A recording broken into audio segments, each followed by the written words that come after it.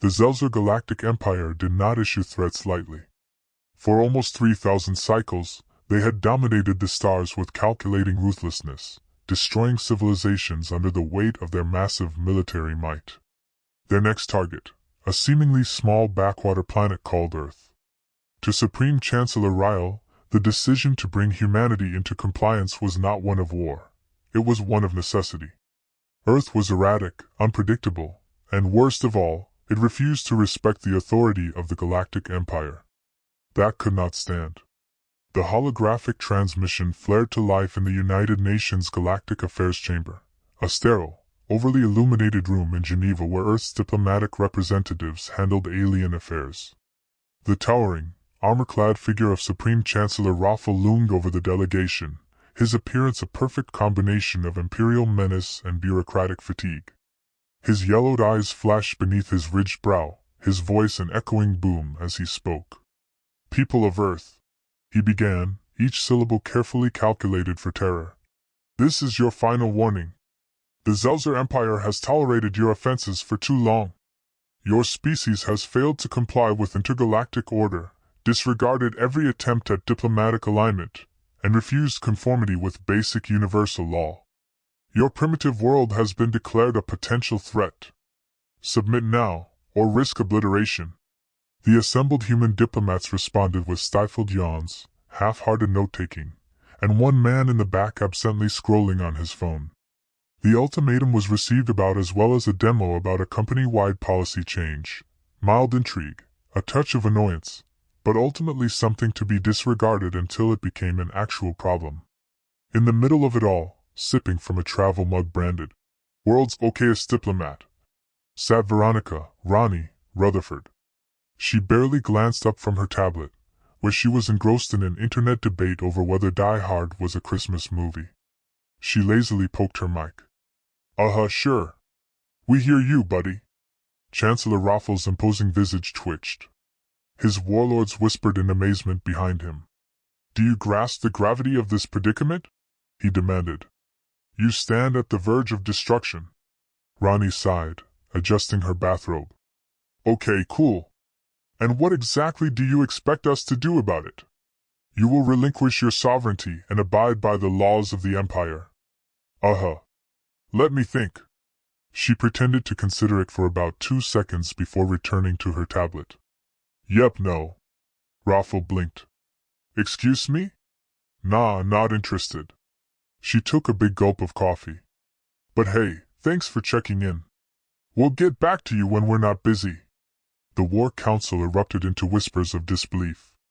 One of the generals, a four-eyed reptilian with a penchant for dramatic gestures, hissed, "They're toying with us, Supreme Chancellor.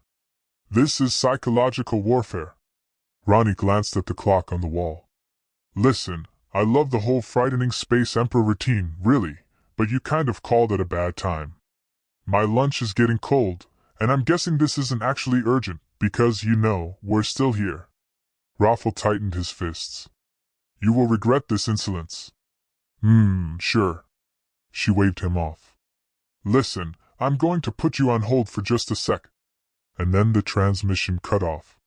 Back in the Imperial War Room, silence fell over the Empire's leadership. The Supreme Chancellor, who had devastated countless civilizations, sat immobile, his mind attempting to absorb what had just happened. A warlord hesitantly muttered, "Did she just put us on hold?" The communications officer gulped. "It would appear so, sir." Raffel's face darkened. "They're playing a risky game." Meanwhile, back on Earth, Ronnie stretched back in her chair, casually sipping her coffee. "So what's for lunch?" The diplomatic officer next to her, a worn-out man who had long given up on maintaining professionalism in her presence, gave her a long stare. "You just dismissed an intergalactic war threat." She bit into a slice of pizza. "Sure did. They could strike Earth at any moment." Another bite. "Ronnie, they're an empire." She gestured vaguely with her pizza. "Yeah, and they just got discarded like a spam call. You know what that does to an intergalactic warlord's ego?" He had no answer for that. For 3 days, silence. No bombardments, no takeovers, no ships blocking out the sun. The world continued as usual, blissfully unaware that annihilation had been briefly averted by an indifferent woman with a caffeine addiction. But within the Imperial War Room, the Zelzer High Command was in crisis mode. Every military document, every war campaign, every historical strategy was reanalyzed, overanalyzed. "They are unlike any species we have encountered," Raffel said. "They do not fear us. They must be concealing something." He paced. "Perhaps they are waiting for us to strike first, a test of strength." The room nodded. Yes, that made sense. Earth's reluctance to acknowledge their power couldn't possibly be sheer disinterest. No, it had to be a ploy. They must be luring us into a trap. More nods. "Then we must strike first." Meanwhile, back on Earth, Ronnie received an update on the Empire's movements. She skimmed the report, then deleted the email. A few minutes later, an intern knocked on her door.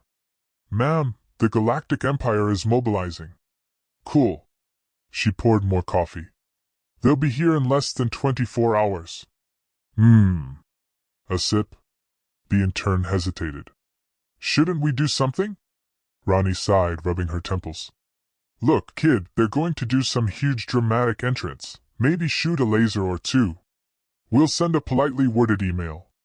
They'll huff and puff, and eventually they'll get bored. They might not get bored. Kid, have you seen how human wars go? We spend months just fighting over which font to use for military memos. These guys are used to swift conquests. The moment they realize they have to deal with bureaucratic red tape, they'll beg to leave." Just then, a new message flashed on her screen. She clicked it open, skimmed it, then marked it as unread. The intern gawked. "You're ignoring them." Ronnie sipped her coffee. "I'm multitasking." The Secretary General of the UN, who, unlike her, still took these things seriously, spoke up. "I didn't mock them.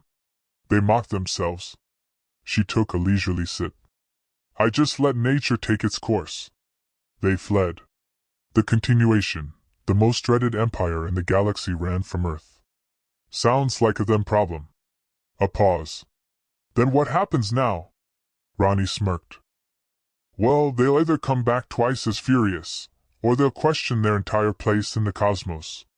She laid her cup down, stretching her arms behind her head as she glanced out the window at the great, unbothered planet below. "Either way, I guess we just became the scariest species in the galaxy." The Supreme Chancellor of the Zelzer Empire had not known actual humiliation until now. Rolls sat motionless in the Imperial War Room.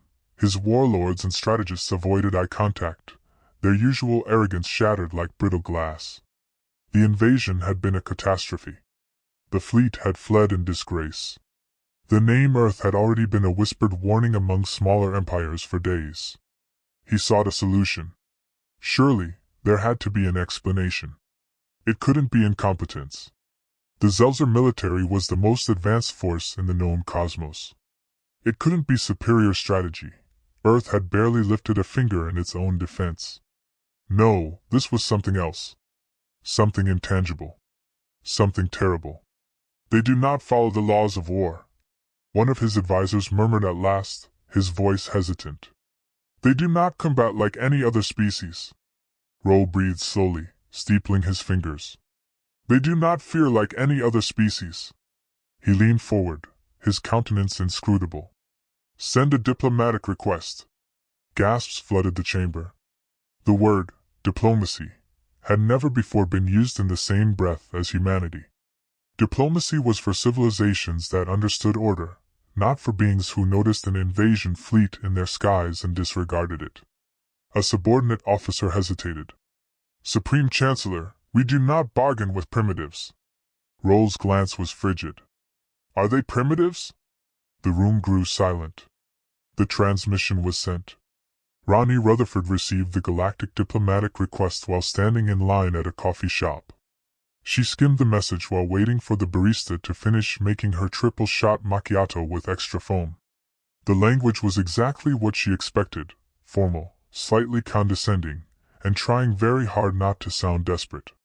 They wanted to arrange a meeting to examine the conditions of interspecies connections, which, of course, was their way of saying, We don't want to admit we lost, but also please don't make us deal with your terrifyingly unhinged planet again." She took a sip of her coffee, relishing the way the vapor curled against the autumn air. A diplomatic meeting could be intriguing, or at the very least, it could be hilarious. Her reply was short and to the point: "Certainly. Bring snacks." When the Supreme Chancellor received the response, his eye twitched.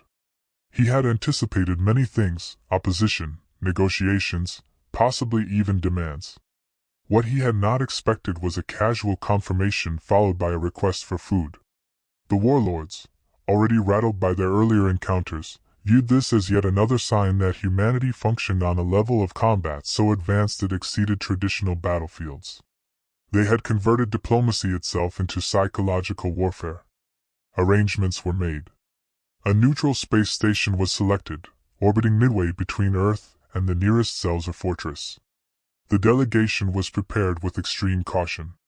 The finest negotiators in the Empire were hand-selected, their talents in persuasion and coercion sharpened over decades. Every single human trick, every known form of deceit, was studied. And then they met Ronnie Rutherford.